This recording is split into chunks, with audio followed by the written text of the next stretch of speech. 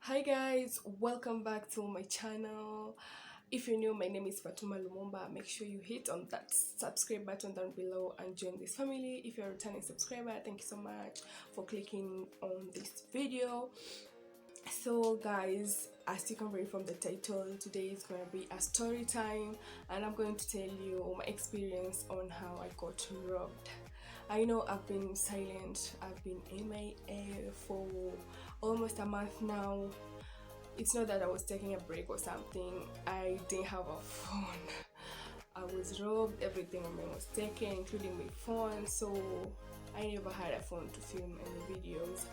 So I'm back because I just got a new phone, and I figured let me just do this video for you guys so that you can know why I was quiet.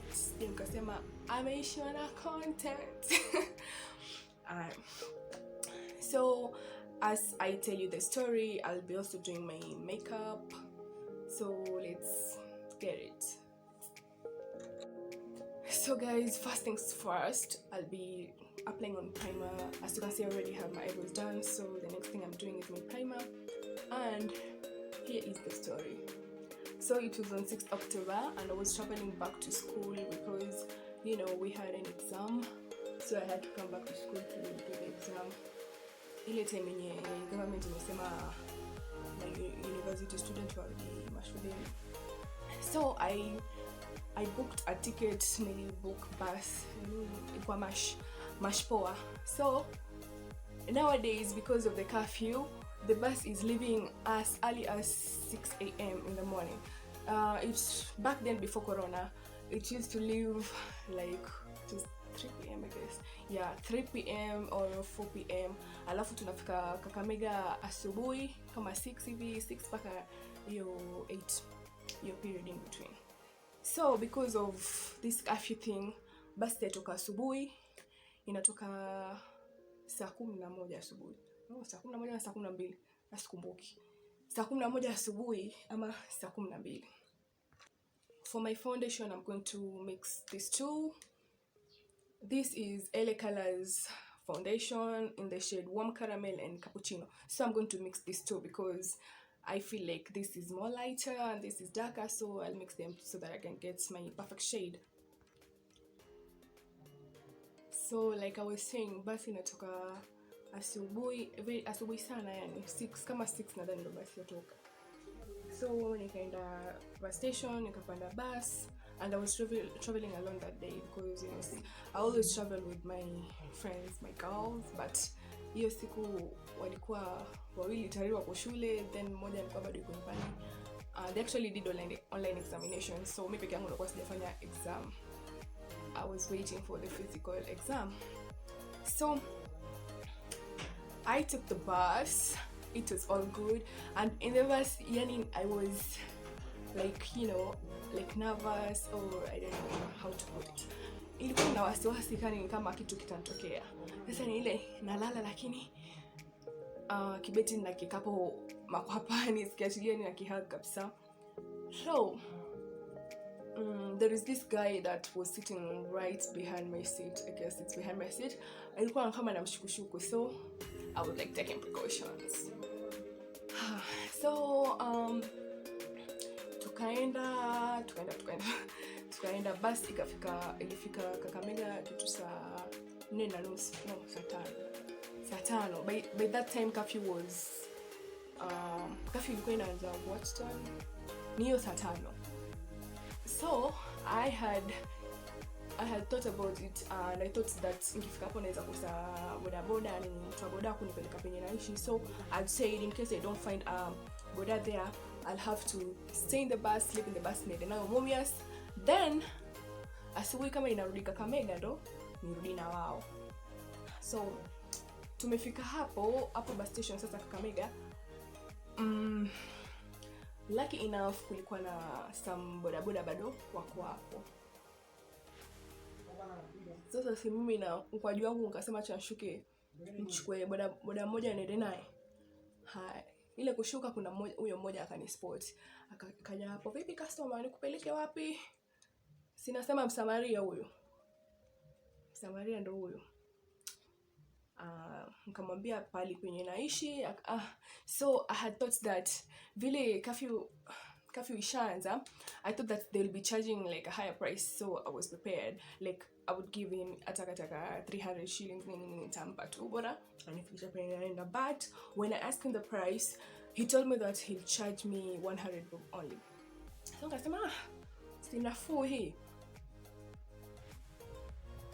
Nikapanda pikipiki, akaniwekea hapo mizigo yangu, nikapanda. So tukaenda, but on the way, yani he was acting like friendly, he was asking me questions, you know, starting conversations. I was there answering him. He asked me, oh, natoka Mombasa, oh, umekuwa Kakamega siku mingi. Namwambia mimi hapa hata nakuja kumaliza mtihani wa mwisho, na huku karibia 4. We haya, akanipeleka tukaenda mpaka tukafika penye naishi sasa. Oh, I'm talking too much. Let me blend this foundation first. So I don't like putting too much foundation on my forehead.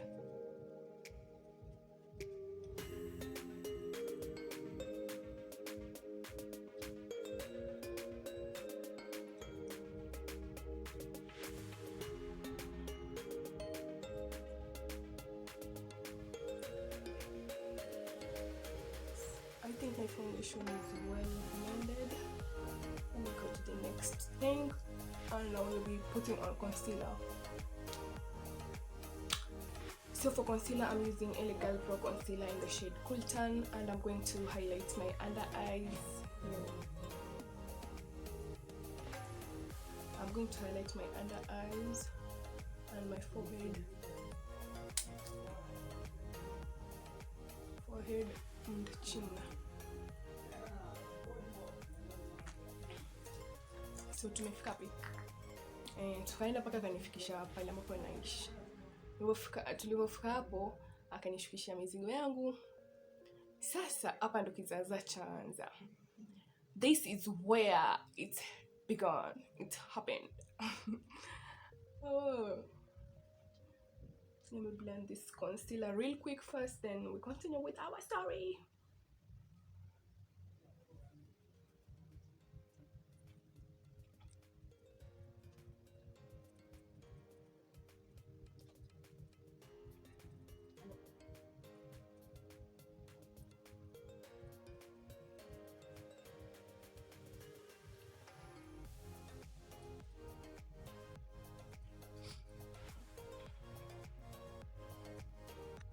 Next thing, I'm going to set the places where I highlighted with Banana Dream setting powder. So Banana Dream setting powder, this is the setting powder that I'm using, and I'm going to set my under eyes, my chin, and my forehead.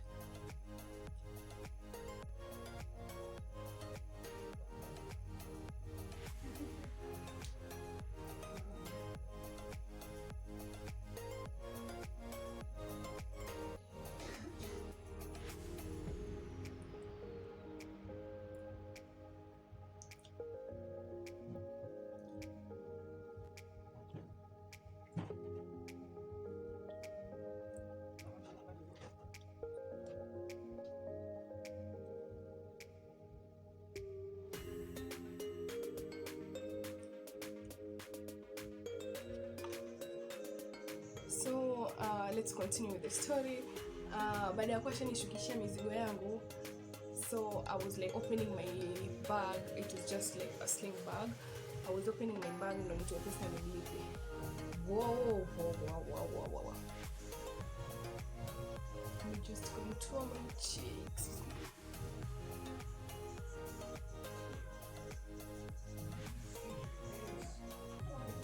I was opening my bag to pay him, and I don't know how dumb that person was. Like, yuko yafikiria nini? Hata sikufikiria kama yatafanya hivyo. Niko busy, I'm opening the bag nitoe pesa nimlipe. He snatched the bag out of my shoulder. Out of my freaking shoulder. Wow. Then ile before anishukishe bag zangu, si mtu wa boda akifika destination huwa you are simamisha pikipiki like you izima pia. You know what he did? He told me that atayachi nguruwe because he's afraid of dogs. So apparently where I live, see it ni kwa watu wa estate nini, huko ilikuwa ni mashambani, so they use dogs as security. Mchana wanazifunga, then at night wanaziachilia just in case of anything. So he told me that wanaacha pikipiki ungurume because he's afraid of dogs.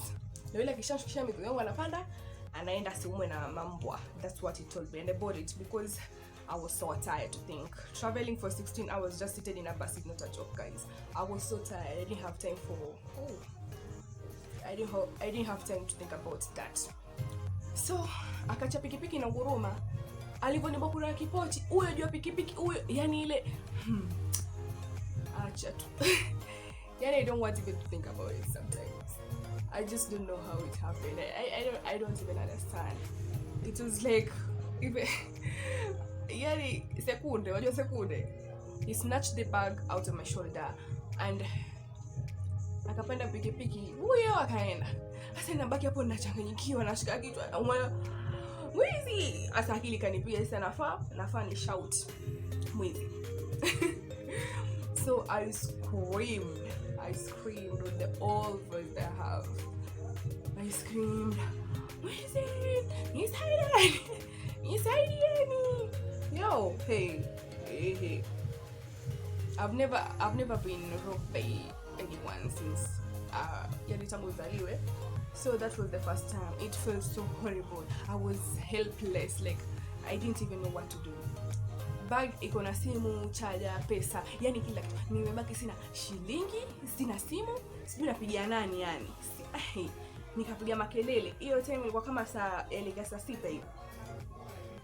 I'm trying to contour my nose, you know. I didn't cream contour, so I'm using this dark powder to contour my nose.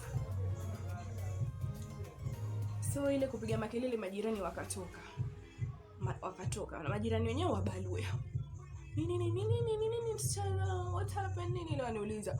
Naomba mimi naibia, napiga kelele mtoki mpaka mwizi ashaenda.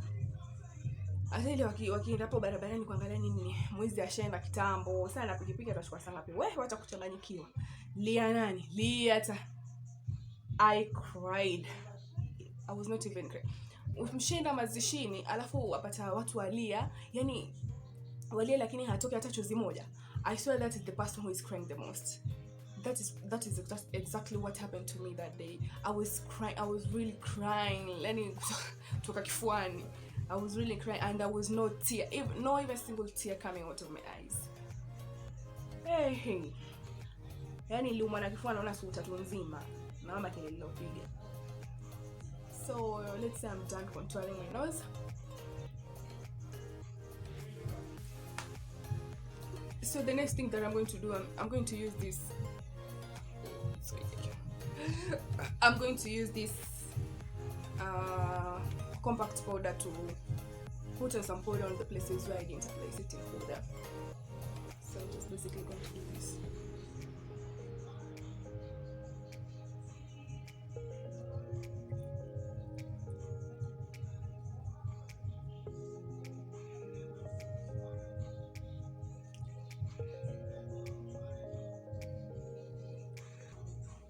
So I was telling you that day I cried, like sijaili namna hiyo, yani sijaili alafu watu machozi yanatoka. So I'm just trying to put on some blusher. I'm using this blusher here.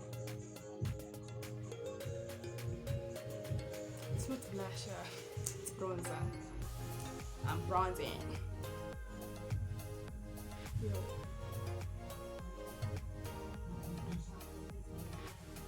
So tuendelee na story sasa.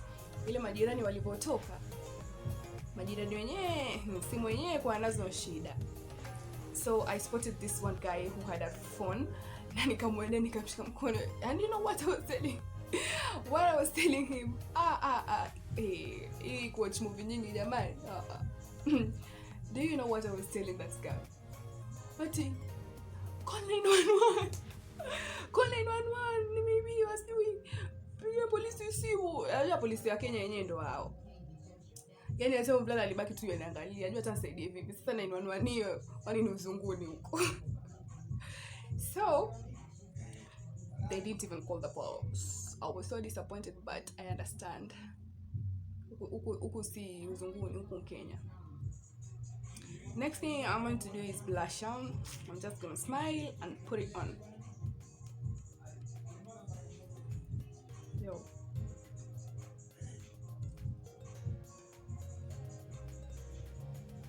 It was too much.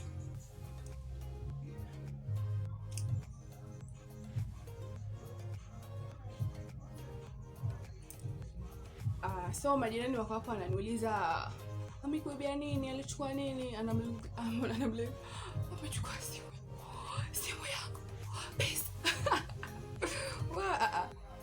Anachukua simu yangu, pesa. Yaani unajua nilichukulia kila kitu. Hiyo bag ilikuwa na pesa, pesa zangu za kutumia, ile za chakula nini, so unajua tena ukija shule mzazi yakupa ile kila kitu. My dad knows that I'm big girl, so obviously yajua akinipa pesa nitazeka vizuri. Mimi kazika kwenye kibeti sikaenda. So that thief, Mungu amlani, that thief took my bag which had my phone, my charger, my earphones, money and other belongings. Ndani kulikuwa na mpaka yani vitu venyewe natumia kama Vaseline. Bag ya msichana wajua zingine ilikuwa na Vaseline, kama lip gloss, kulikuwa na glasses zangu za kusomea.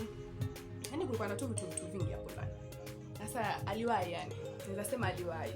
So the next thing that I'm going to do is highlighter, and I'm going to highlight my nose, cheekbones, my chin maybe. So I'm using this highlighter palette. So nikabaki hapo nalia wale nililia hiyo siku, sijaili akaa hivyo. Hapo ndo nikasaidia kubeba mizigo yangu, nikapeleka paka kwenye hiyo hostel yenyewe nilikuwa naishi. Hiyo hostel ambayo naishi sasa. Peleka mizigo yangu hapo. Majirani wakaondoka kaenda zao, nikabaki hapo nalia. I can't even call my mom or dad or even my friends because I don't have a phone. Remember that? I don't have a phone. So I was just there, tired, crying, tearing.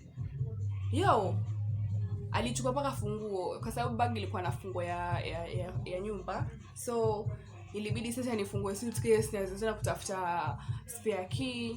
Uzuri nikaipata. Nikaingia hapo ndani.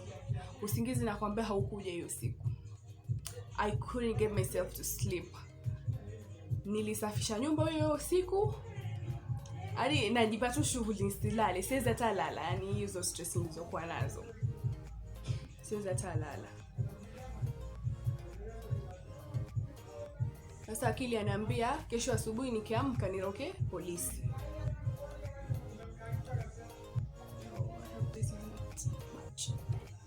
Akili ananiambia asubuhi nikiamka niroke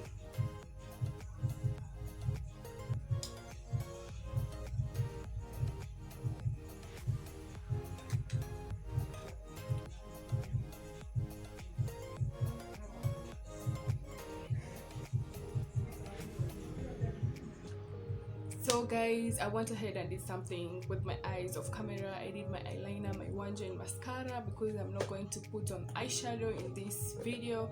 So the only part left is my lips. Let me finish the story first, then we continue, because if I start doing my makeup, I will stop talking.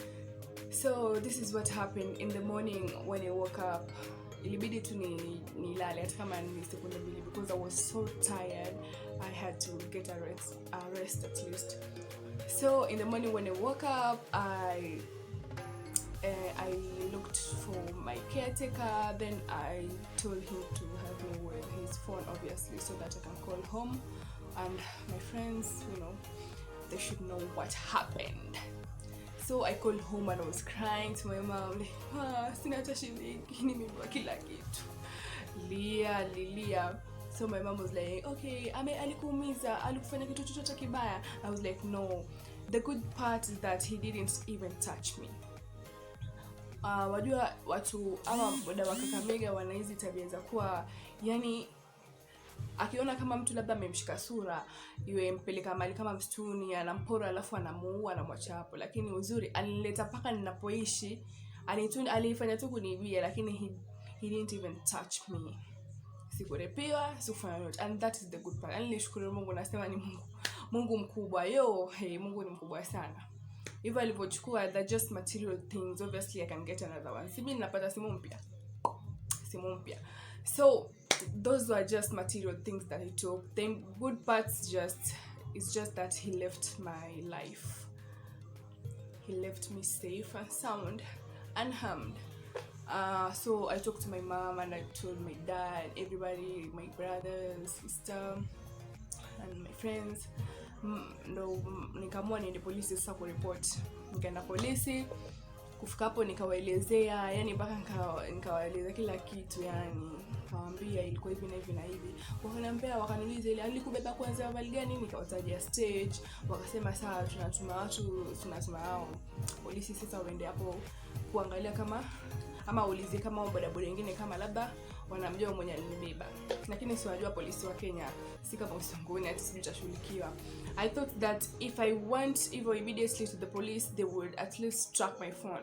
But they told me that kwanza wanaenda sijui kuangalia hizo base zao boda sijui stage nini story nyingi. Mimi nikachana na wakaniambia I go back the next day. The following day I went there and they told me that so tulienda hapo tukakosa tukupata information yote. So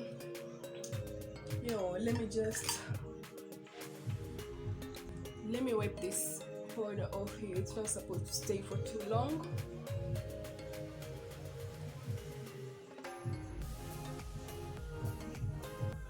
So wakaniambia kwamba walijaribu kwenda hapo lakini they didn't get any information. And I asked them, what about tracking my phone? Was doing tracking the phone for me? Maybe kama bado yuko Kakamega mnaweza ipata. And they told me, wakaniambia nini? Naomba Kenya shida tu. So wakaniambia I go back after 3 weeks ndo watatrack your simu. Yani they told me that there are some procedures that they're supposed to follow. Okay, I understand, but guys, this is an emergency. An emergency. Wakaniambia they have to follow the procedures. So sikutaka kubishana na polisi nini. Kaambia tu sawa, mimi nikaondoka. Sasa ile nafuatilia angalau nione kama labda wanitasaidika. Mpaka mwisho ngachoka ngasema tu achane nao. Sasa hiyo simu ndo hivyo kaenda. So I want to put on some lipstick. Let me just remove this gloss lip balm on my lips.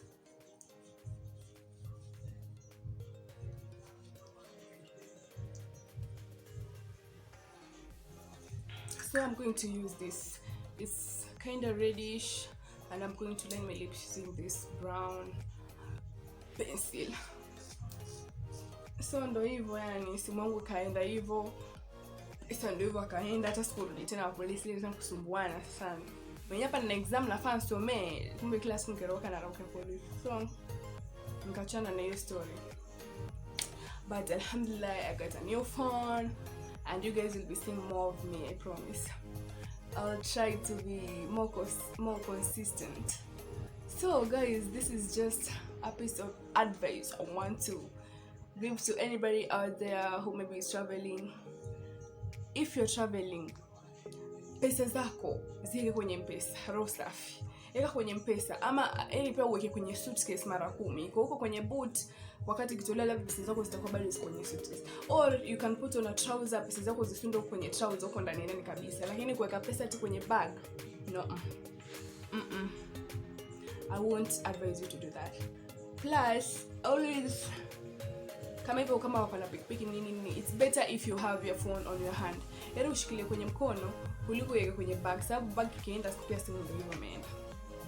So always have your phone on your hands, especially if you're living in places like Kakamega.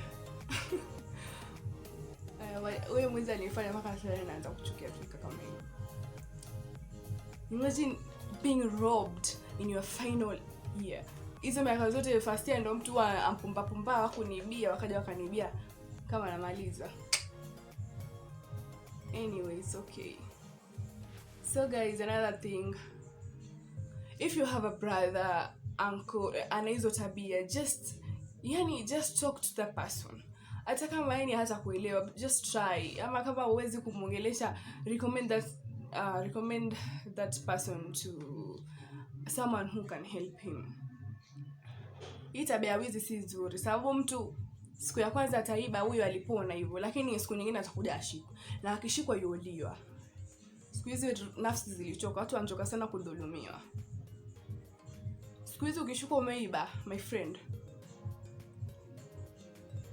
friend, wewe ndo mwisho wako. You're just going to die, and you're going to die a very miserable death, you know. Watu wakiswali siku hizi omba husnul hatima, wewe waibaiba, uelewa mwisho wako utakuwa ni mbaya. So just talk to kama tu wasaidieni. Hiyo tabia wizi si nzuri kabisa. Plus this corona times, I feel like people are taking advantage of this period, you know. Kama hivyo curfew imeigwa kama saa 5, basi hapo zitakuwa zinasafiri mchana peke yake, hakuna safari za usiku. Sasa mtu yuaona hii ni opportunity ya kuiba. So hiyo tabia si nzuri, wala si tabia nzuri. So that's it, that's my story. Msinione kimya mkaona ati sijui nimeisha na content, I'm taking a break. There's no turning back here. There's no turning back. So I'll try being more consistent, uploading videos. I'll try to upload like 2 videos in a week. Nikiwaambia sana angalau every week when a video. So you guys, thank you so much for your support. Angalau hiyo time yote nimekuwa off, hamja unsubscribe. So thank you so much for your support and everything. Yeah, really I appreciate that. Thank you. So